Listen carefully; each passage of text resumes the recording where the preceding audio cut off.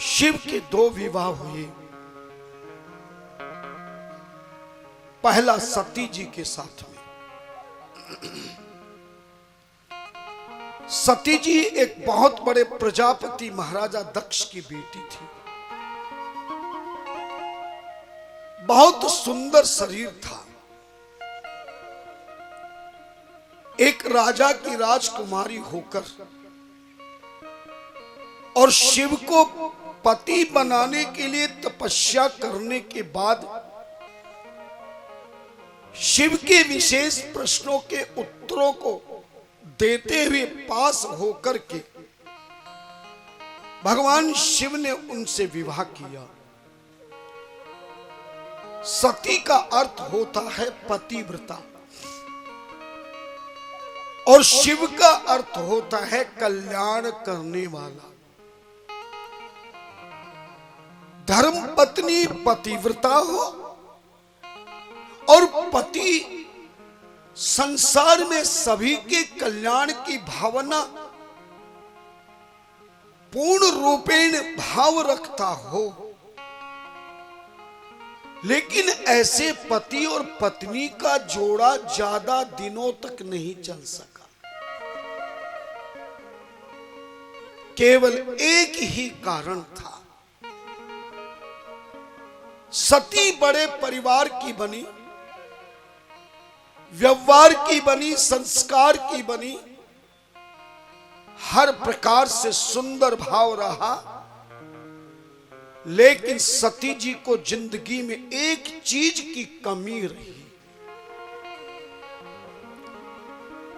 और वो कमी थी सत्संग की। और सत्संग बेटा हो या बेटी, वो स्वयं सत्संग में जाना नहीं सीखता है। माता पिता ही बचपन से अपनी बेटी को, अपने बेटे को बचपन से ही संतों की संगत में ले जाकर, धर्म की रंगत में ले जाकर, भक्तों की पंगत में ले जाकर,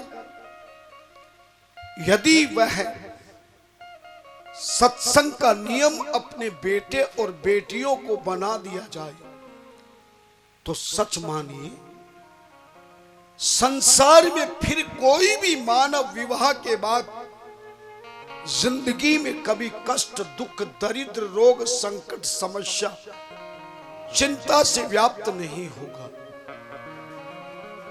संसारिक सारा कष्ट दुख समाप्त होगा।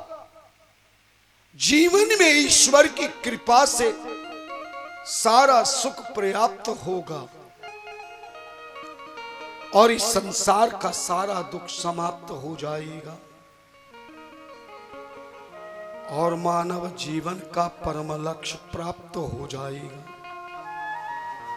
ध्यान देना, सती और शिव के चरित्र से हमें एक ही ज्ञान मिलता है, एक ही ध्यान मिलता है। संसार का कोई भी व्यक्ति कितना बड़ा आयुष्मान हो, बलवान हो, बुद्धिमान हो, यशस्वान हो, कीर्तिवान हो, धनवान हो, कितने बड़े परिवार वाला हो, कितना बड़ा कारोबार वाला हो, कितना बड़ा रिश्तेदार वाला हो, कितना व्यवहार वाला हो, कितना संस्कार वाला हो, कितना आचार वाला हो, लेकिन मानव जीवन की सबसे बड़ी जो चीज है वो है जीवन में सत्संग करना।